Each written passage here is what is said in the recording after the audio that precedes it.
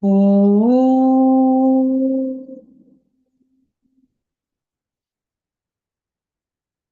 Sahana Bhavatu Sahano Bhunaktu Sahaviryam Karavavahai Tejasvinavadhitamastu ma vidvishavahai.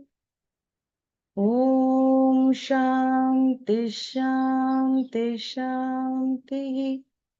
Harihi Om Shri Gurubhyo Namaha. Harihi Om Samasta Jana Kalyane Niratam Karunamayam Namami Chinmayam Devam Sadgurum Brahma Vidvaram. Om Shri Chinmaya Sadgurave Namaha. Om Namo Narayanaya Tasmai Namaswami Tapovanaya.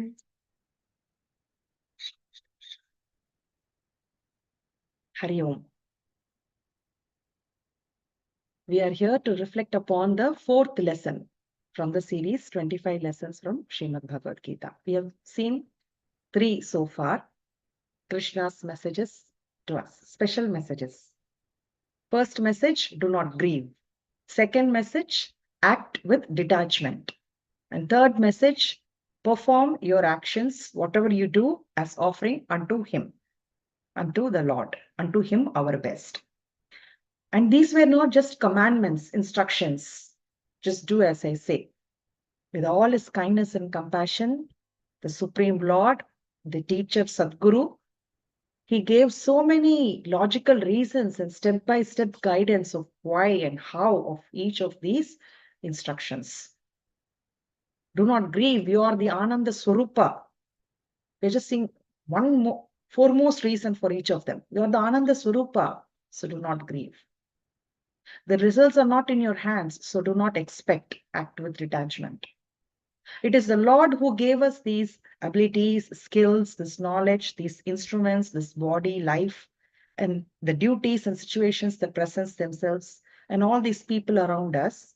It is the Lord alone who has brought about all these things. He is the Karma Dhyaksha, Karma Adhyaksha. Therefore, through all that you have, Sarvakaleshu Sarva Bhavena, serve Him alone through every means. So these are the many reasons, and then the foremost reasons logically arrived at by Bhagavan for these universal and eternal messages. Now, we can say confidently that by our self-reflections, we've understood with certain clarity intellectually, and we have certain appreciation for these messages of Shri Krishna. But in action, we may understand, we may repeat, we may say it, but is it reflecting in our action? Something that we have to individually introspect. These messages have no value unless we put them into action. These have been said to be practiced, to be lived, right? So what is this gap between what we know and what we do? There's a huge gap, it looks like. Forget about these life lessons, which are quite, deep and profound to be assimilated. It may take some time, and life, its own experiences and time on its own will allow us to assimilate and imbibe and follow them. So leaving those great life lessons from the Gita aside for some moment, even in everyday life, we find there is a huge gap between what we know and what we do. Our everyday life, if we take, for example, I know I should do yoga, spend some time each day for the fitness of my body, walk, exercise, pranayama, yoga, something. I know I should eat moderate and sattvic food. At least give up the tea. Right. I know I should reduce my distractions, mobile viewing or whatever it is one's distractions, stock market, or just binge watching, or just the reels in the YouTube. I should reduce those distractions. and spend some quality time, at least 15 minutes a day, reading, reflecting, meditating upon these universal truths, upon these great messages. I know what I have to do. I have clarity, I have appreciation, I have understanding. But in reality, even in everyday life, right? What is this gap? What causes these gaps? If we analyze, examine ourselves, we will come to know that when we think with our intellect according to our knowledge, according to the knowledge that we hear and we have, or opposite. We think according to our knowledge with our intellect, but we act according to our innate instincts, according to our nature. Sadrisham cheshtate swasyaha prakrite jnanavanapi prakritim yanti bhutani nigraha kim karishyati. Even Sri Krishna says that. Even a wise man knowing everything with such clarity, still it seems he is propelled by his nature to act. Not in accordance with his knowledge, but to act by his impulse. Nature has its own sway, it looks like. What is this kind of instruction, even messages from Shri Krishna? I said, what value, what kind of nigraha, control or restraint is this going to have on you? It's falling on deaf ears, I know. Like that Shri Krishna himself is saying. Sometimes it looks like we are helpless, right? But it's not impossible. It's not impossible, and Krishna is going to guide us how to bridge this gap. Let's take the help of Gurudev's BMI chart to understand this better. Okay. So each one of us as human beings have these instruments, these three equipments: body, mind, intellect. The senses, the organs of senses and organs of action, let's put them under the body, right? These eyes, ears, nose, tongue, skin, the organs of perception, organs, sense organs, organs of knowledge. They reside in our body. And organs of action, hands, legs, speech, organs of reproduction and excretion, again in the body. So the body and the senses and organs of action, mind, intellect, these are the equipments each one of us have. The world as it is, the sense objects, Shabda, Sparsha, Rupa, Rasa, Gandha, this is what the world is made of: sounds, forms, tastes and smells and touch. So these are perceived through our sense organs. But it is the mind that collates them, that gathers all this data from the senses, collates them, and presents it to the intellect. Right? So when it does this collation, what does it do? It adds its own masala, its own selfish desires, its own instincts, its own likes and dislikes. Through those colors, it adds those colors, it adds those extra spices, and then presents it to the intellect. The intellect, yes, it has read these things, it has reflected to some extent, it has this knowledge database. But the mind has not given it the exact data as it is in the world. It has given its own interpretations. Now the intellect, again, when it tries to put that knowledge into practice and gives those instructions, it is the mind which has to, it is the intermediate clerk which has to take the orders from the boss, the intellect, to the organs of action again. And again, what it does, oh, intellect is saying me not to watch this, not to eat this, not to listen to this. And I don't like it because it has its instincts, it has its likes and dislikes. So it reinterprets and deciphers its own, according to its own ragadvesha, its own whims and fancies, and gives those orders to these organs of action at the physical level, body level, to act. It seems like this mind of ours is programmed in a certain way. It's pre-programmed in a certain way. What is this programming? We can call this programming vasanas, likes and dislikes, our swabhava, prakriti, nature. These impressions, there are these impressions imprinted in our mind, these programs, and whatever it may be that is coming from the world to the intellect and instructions coming from the intellect to act in the world, when it goes through these channels of impressions, this programming, it gets altered. It gets altered. So problem is this mind which is causing this gap between our knowledge and action. So, Shri Krishna says, beware of this. Beware of this. Constantly there is a conflict between the mind and the intellect. It's our experience, isn't it? It feels like there is a Dr. Jekyll and Hyde, Miss Hyde with us. Those who know, they know. It's like a split personality. The mind and the intellect constantly fighting, like separated or unhappy couple. This programming is what causing the mind not to listen to the intellect. And what is this programming? It is nothing but these likes and dislikes which we have earned through our past actions, past thinking patterns over many, many lives. Many, many lives. Krishna explains this to us.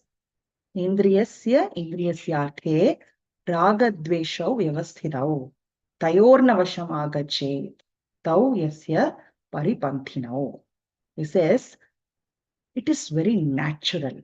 First of all, don't get overwhelmed. It's very natural for the sense organs to have certain attractions or repulsions towards the respective sense object. These likes and dislikes, these desires and hatreds, attractions and repulsions are residing, they are there naturally so in the sense organs and in the mind, not in the objects. The like or dislike is not in the tea. It is not in the mobile phone. It is in our mind. It is in our mind which is working through the senses. It's not in those objects. So those objects cannot bind us, really cannot tempt us. They really don't have a value. But this pre-programming of likes and dislikes in our mind, which is these likes and dislikes, which propels us. If there is a desirable object, then the mind expresses as a desire and propels the body to go towards it. If there is an undesirable, unconducive object or situation, the dislike in our mind expresses as hatred, which propels the body to destroy it or to harm it or run away from it. This is how this entire thing works. So, Shri Krishna says, beware of these likes and dislikes, which are becoming these stumbling blocks. Yes, if you look at them as an instrument, they can be used, these very stumbling blocks can be used as stepping stones or steps of ladders to evolve and rise above and transcend them. But otherwise, for an ignorant man who just acts by his impulses and instincts, these are definite stumbling blocks which will not cause evolution, but will make us fall down the ladder of evolution. So beware of them. Beware of them. He gives this warning several times in the Gita. Again, you see this instruction, this warning several times, repeated with so many analogies and examples. In one place, he says, Indriyani pramathini, like untamed horses they are. Be very haranti prasabhamanaha. They will take away, carry away, steal away, kidnap your mind and your intellect.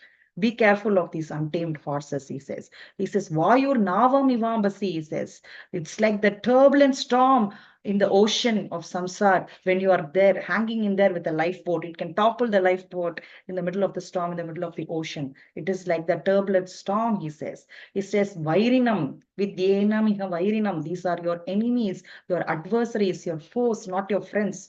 Know them. A discriminative man knows them as enemies and keeps away from them, keeps them under control and restraint.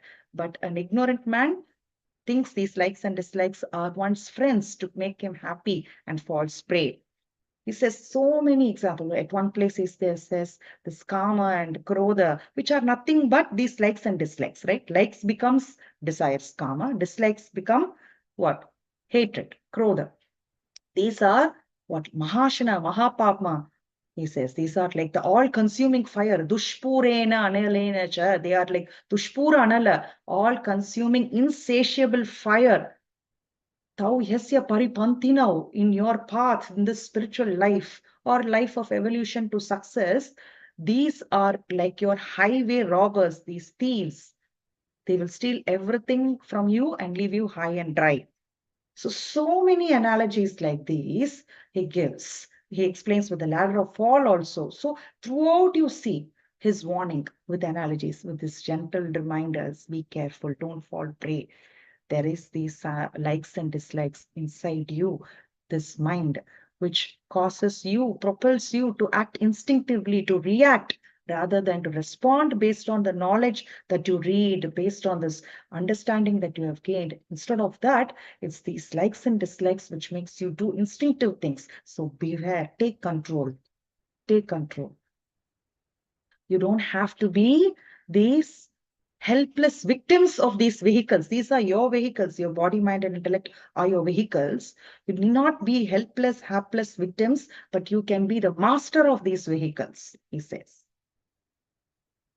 If we take the very symbolism of Bhagavad Gita itself, how it was delivered, where and how it was delivered. We know that Krishna was the charioteer and Arjuna was the owner or was the boss who wanted to do something, reach somewhere to the destination. They were seated in a chariot with horses, 5 horses yoked to reins. Whether they were 4 or 5, I don't know, but horses yoked to reins to a chariot. Right? He says this very symbolism conveys something very deep, which is already taken right away from Kathopanishad. These horses are like senses, sense organs. Left to themselves, they see some green patch very attractive. The horses are going to run towards that green patch, lush green grass, right? And if the reins are not properly yoked, and if the charioteer does not have proper control, it's going to drag this chariot and the person along with it, the individual along with it, into some ditch because the horses want to go to the lush green grass. Whereas if it all lies in the hands of the charioteer. If he's strong, skilled, and if he has a good hold of the reins, through the reins he can control the horses and lead them on the proper path, road to destination. He can take the chariot safely, he can take the person safely to the destination. So if the senses are going to go away to the sense objects because of this likes and dislikes, and if the mind, the reins are also going to be loose, and the charioteer, the intellect also is not educated, is not equipped with that knowledge, with that vichara shakti, viveka shakti, is not skilled, then he is just going to have no control.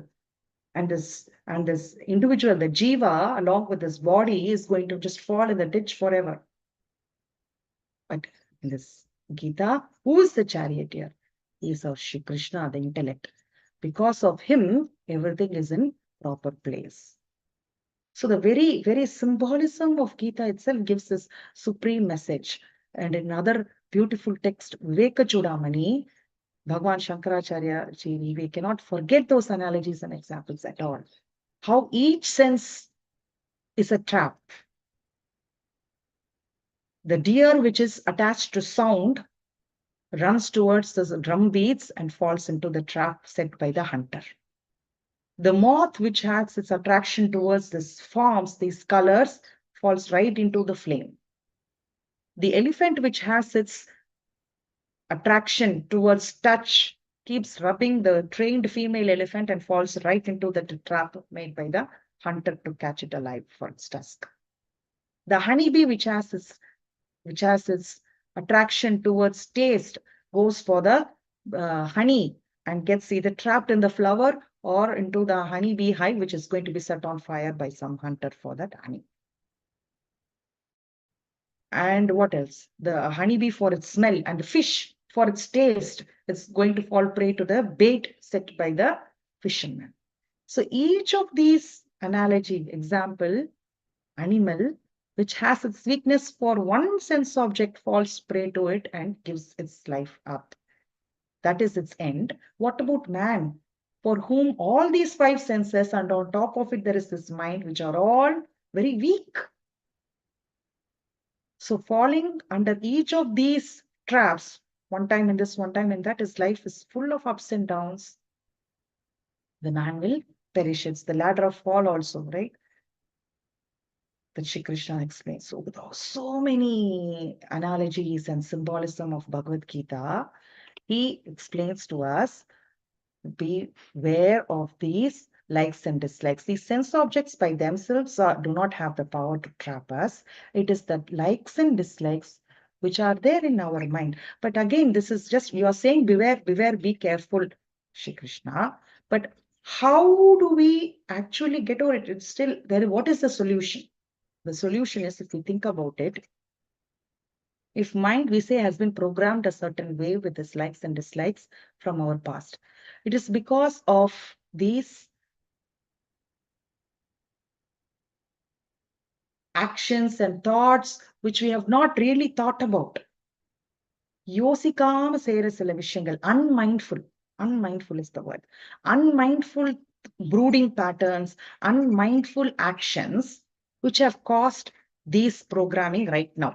But if the mind has been programmed, it can be reprogrammed also. Certain programs can be changed, deleted, right? These habits that have been formed, if they have been formed, they can be reformed, transformed, right? They can be undone, redone. It can be done. It can be done. So that is one positive. So we have to understand how this happens in the first place.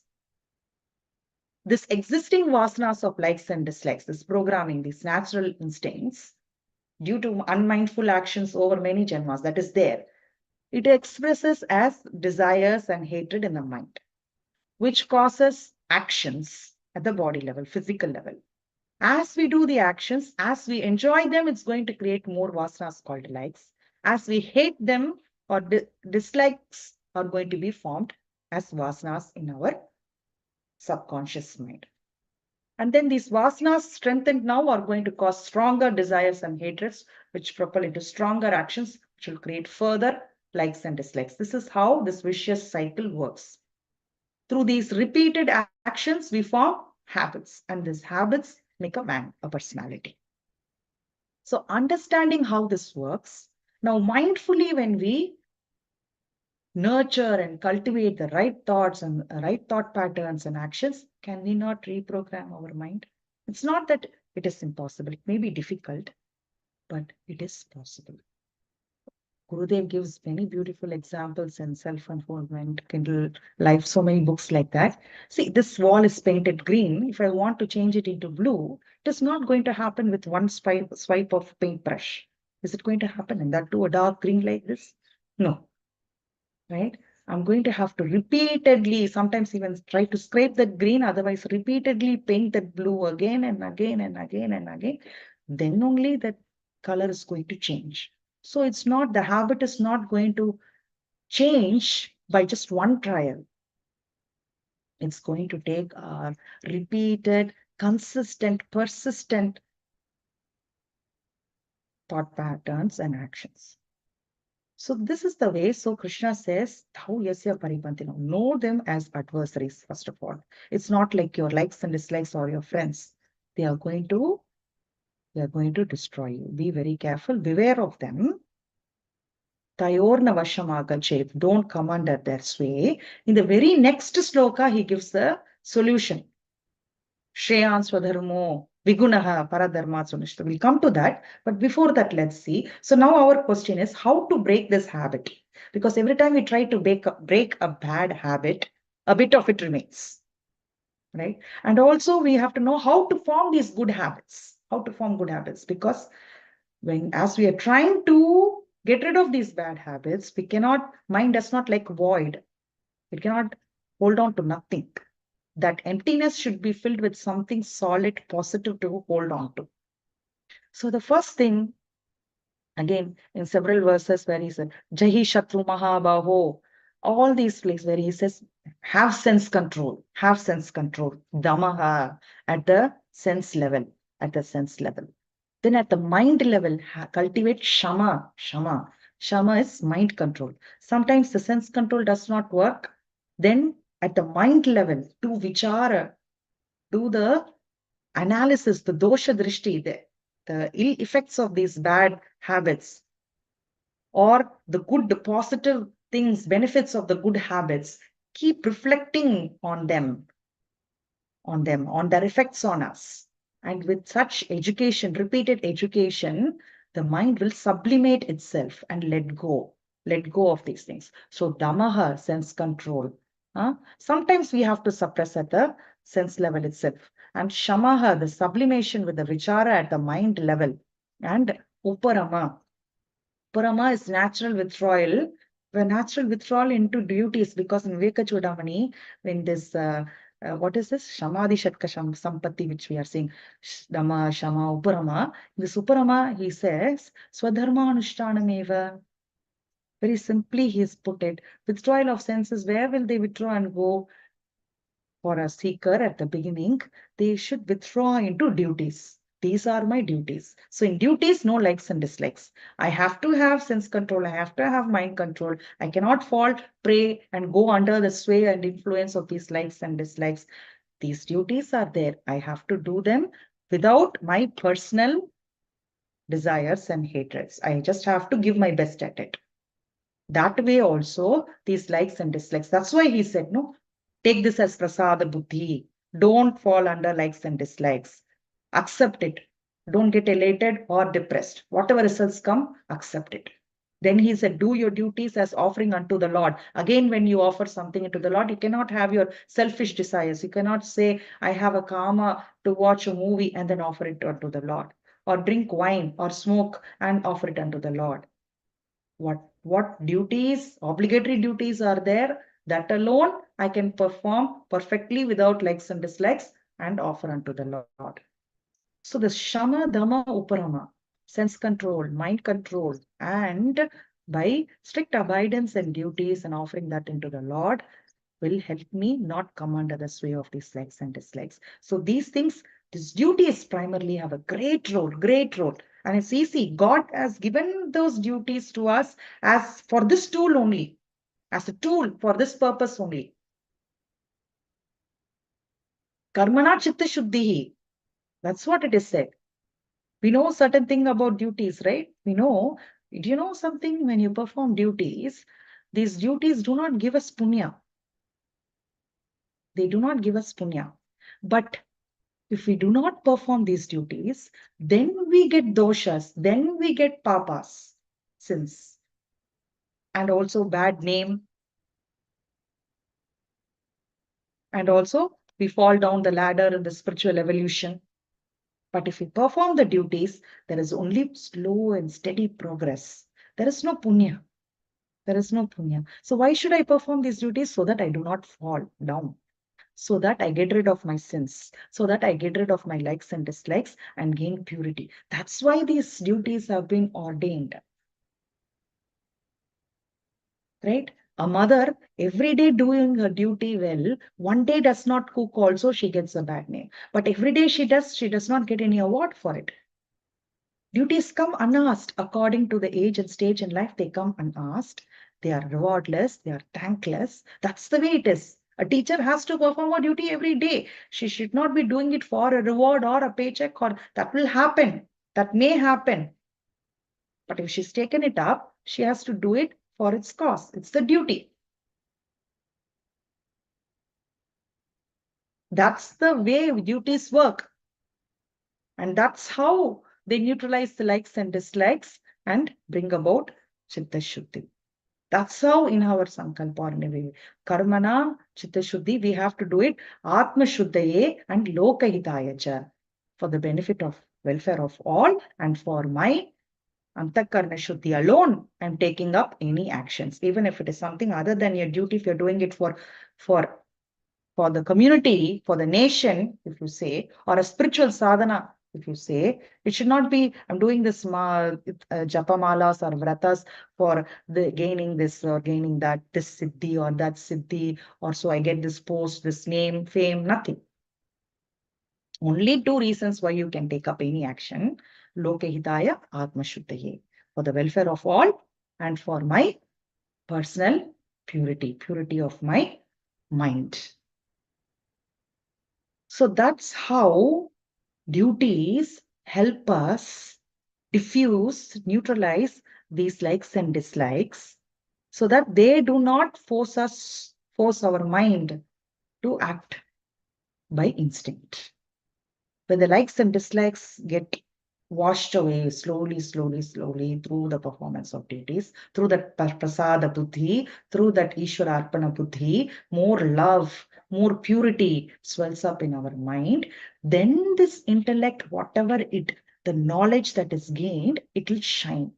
There, this mind will get so attenuated, so thin and weak that this intellect will just work as according to its knowledge, according to the higher self in it. And ultimately, the Satchidananda Swarupa, which is self-illuminating, will shine forth. So it is the likes and dislikes which is causing us to do sins. You ask, no, what propels one to sin? Even though he knows it's wrong, what propels one to sin? It's the likes and dislikes expressing as kama and krodha. It is the likes and dislikes that come in the way of knowledge also. It is the likes and dislikes that come in the way of us being contemplative also. So directly, Sri Krishna gives a direct message to the next sloka to Arjuna, saying, Arjuna, you are a born warrior, not just by birth, but also your personal inclination is like that. Your upbringing, your inclination, you have this natural inclination, natural flavor to be an adventurous hero. And you've been taught and brought up to be an adventurous hero for the sake of dharma, to uphold dharma, to protect the good. So this is a dharma yuddha, and you are a yodha by duty also, by your swabhava, your swadharma also is that. But now seeing your teacher and grandfather in front, you think you misunderstood. You think this is going to cause you ill fame. This is going to cause you sin by killing all these things. You want to give up this swadharma. You want to go against the current, your nature. And you want to take up the life of a bhikshu, a sannyasi, or a brahmana, and just be ahimsa, non-violence, and try to meditate. That's not going to work. First of all, it's against your nature. So you'll be so disintegrated as a person inside. You will not find any peace. So many people are going to call you a coward. It is not manliness at all. It is going to leave you, eternal ill fame. And also that is what is sinful, not this. Whereas if you do your duty and die doing your duty also, it is good. It is good. You will go to heaven. Even though there may be defects, this may seem like I have to kill these people and I don't like it. Even though your duty, your swadharma seems to have killing warrior, I have sinned, you feel. No. An army person, soldier cannot say that. He's not just going to go under his his whim and fancy and kill any random person. He is there to protect his nation, and under certain situation demands, then he has to do it. There is no sin that he is going to accrue by that. And even if he dies by it, it is only going to give him name and fame. Okay. So that is the instruction to Arjuna and to all of us. Do your duty, even though the grass may seem greener on the other side. Others' duty, oh, it is so good, it is so nice. How that duty, if I was a politician, I would have done all these things. If I was a collector, or I was a police, if I was an IPS, so easy to say all these things. It may seem like those are great and green. Whatever duty has presented to yourself, whatever you have taken up according to your swadharma, to your inclination, your natural liking. I am a natural teacher. I am a natural musician. I am a natural painter. Take that up. It may not give you money. It may seem to have some defects also, but don't worry about that. Don't compromise on it. Keep at it. Keep at it. And good things will automatically come to you.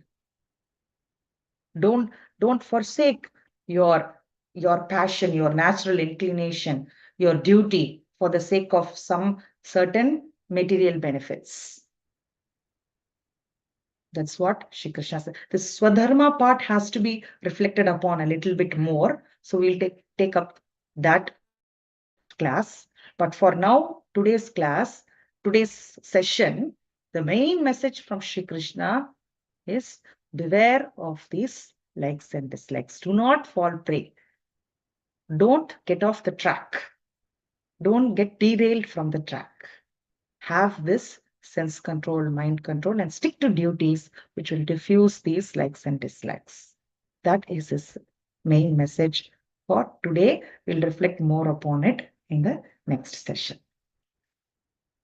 We'll say our closing prayers. Om Purnamada Purnamidam Purnat Purnamadachyate Purnasya Purnamadaya Purnameva Vishishyate. Om Shanti Shanti Shanti. Hari Om Shri Gurubhyo Namaha. Hari Om.